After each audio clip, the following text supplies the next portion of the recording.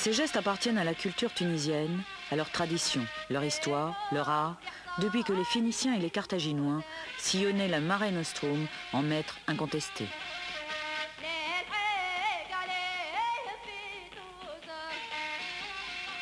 Les nobles romaines utilisaient les bouteilles de parfum en verre de Carthage. C'est de ces rivages que provenaient les verres colorés qui ont orné la villa de Tibère à Capri. Houssen Klili est professeur d'histoire de l'art à l'école des beaux-arts de Tunis. Il aime son pays. Avec de modestes capitaux familiaux, il a mis sur pied il y a 5 ans un laboratoire artisanal. Il emploie 30 personnes environ, hommes et femmes, dont notamment 2 émigrés venant de Pologne et de Hongrie. Ainsi nous fait-il redécouvrir une culture typique de cette région de l'Afrique et offre en même temps aux jeunes générations tunisiennes une opportunité professionnelle. Il exporte une grande partie de sa production en Europe et en particulier en Italie.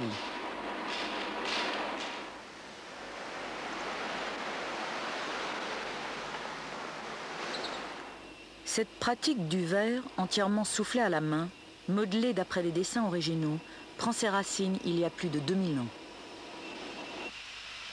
Pourquoi j'ai découvert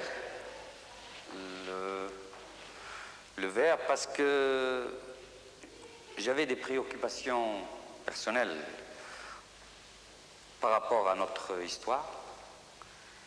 Nous avons été un pays qui a pratiqué la technique du verre soufflé bien avant l'ère chrétienne, c'est-à-dire 5 ou 6 siècles avant, à Carquena, à Carquogne, à Carthage, etc. Et ensuite, les Romains sont venus, ils ont développé l'art du verre, les Byzantins et ensuite les Arabes.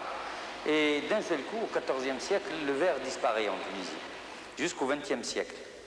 Et maintenant, comme nous sommes des intellectuels qui voulons nous découvrir de nouveau notre passé, mais d'un point de vue, disons, sympathique, d'un point de vue scientifique, nous avons essayé de refaire le chemin qui a été fait par nos ancêtres, mais d'un point de vue critique.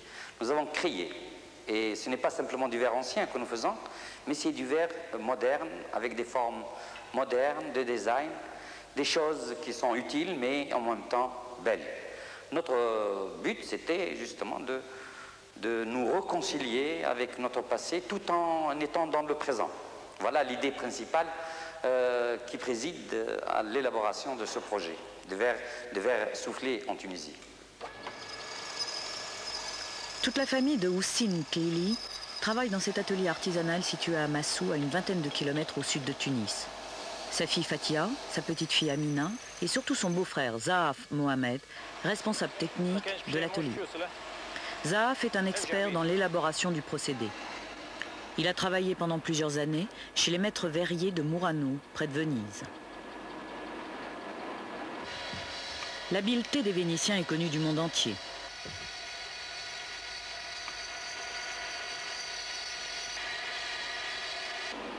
Les vases, les bouteilles, les lampadaires fabriqués là-bas enrichissent les résidences des chefs d'État du monde entier. Toutefois, de mémoire d'homme, les premiers maîtres verriers ne furent pas les Vénitiens, mais les Phéniciens et les Carthaginois, anciens habitants de la Tunisie.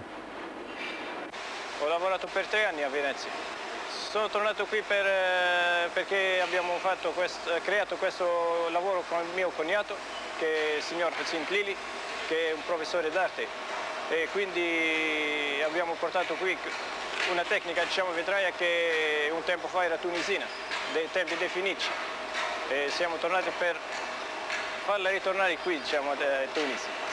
Saranno una trentina di ragazzi, lavorano quasi tutti qui, perché abbiamo sempre dei nuovi ragazzi, quindi stanno ancora degli apprendisti.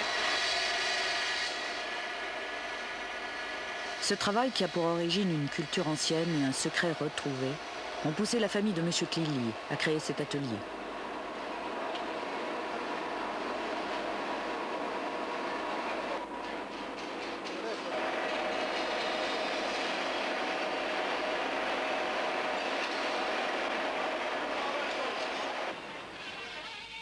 Aujourd'hui, pour certains jeunes, l'avenir est ici, chez eux, grâce à cet invisible fil culturel qui relie Venise à Tunis.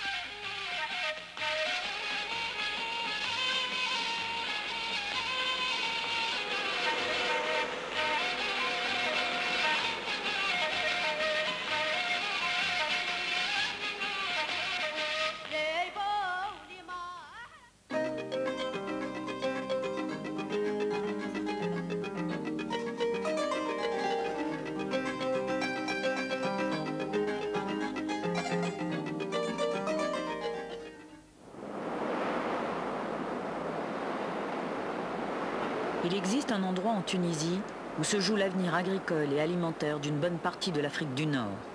Beni Khaled, à 80 km au nord du pays, est une des régions les plus fertiles du Maghreb.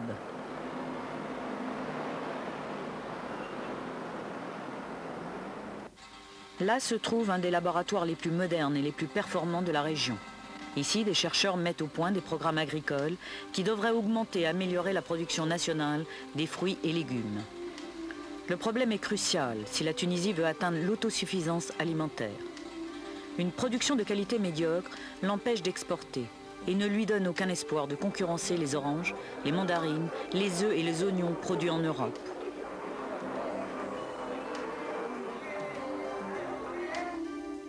À Beni Khaled, une vingtaine de scientifiques tunisiens et italiens ont défini un programme de recherche qui comprend l'analyse des différents sols, de la qualité de l'eau, des moyens de lutte contre les maladies et les parasites des plantes.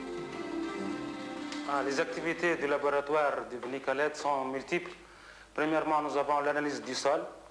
Dans l'analyse du sol, on distingue l'analyse d'expertise pédologique, c'est-à-dire pour déterminer la vocation des sols. Et puis nous avons l'expertise de fertilité. Ça, quand les cultures existent, on doit déterminer tous les composantes chimiques et physiques du sol pour enfin ressortir une ration bien déterminée pour la fertilisation ou pour le redressement du sol. Et puis nous avons la deuxième activité, c'est l'analyse de l'eau.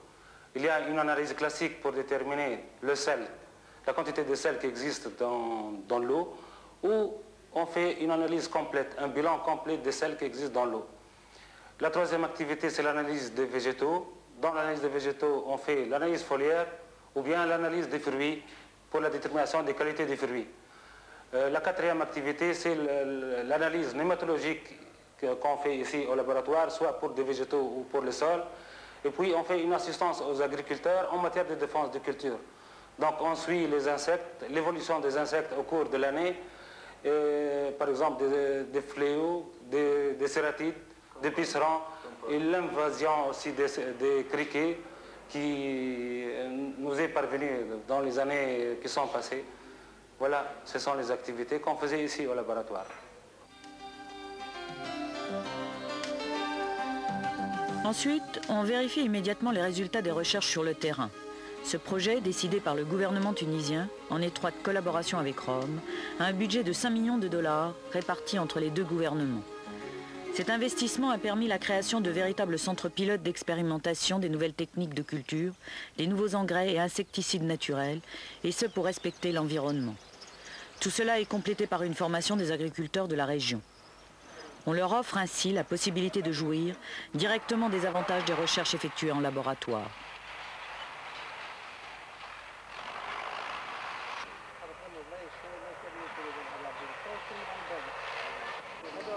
Cette vigne a été cultivée selon la méthode traditionnelle.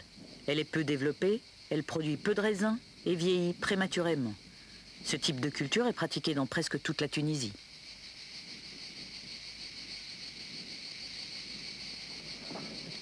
Voici par contre le résultat des recherches en laboratoire effectuées à Beni Khaled. Les mêmes cépages sont sensiblement plus développés et permettent une récolte 10 fois supérieure à celle obtenue selon la méthode traditionnelle. Dans ce champ expérimental, les plantes sont soignées à chaque stade de leur croissance. On surveille tout, depuis l'eau d'arrosage et le type d'engrais utilisé, jusqu'à la récolte finale, habituellement très abondante.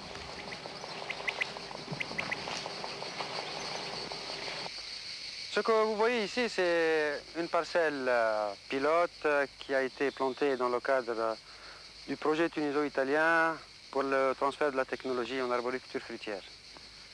Et c'est un projet qui a démarré en fait pour l'arboriculture fruitière, mais comme notre région ici, le gouvernorat de Nabeul, a des traditions très anciennes en viticulture.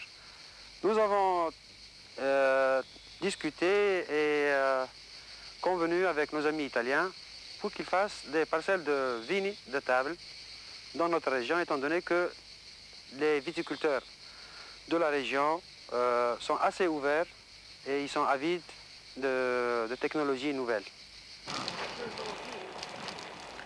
L'avenir de l'agriculture tunisienne passe donc par le laboratoire de Beni Khaled. Les paysans, après avoir été formés, auront la satisfaction de voir leur école et leurs conditions de vie s'améliorer.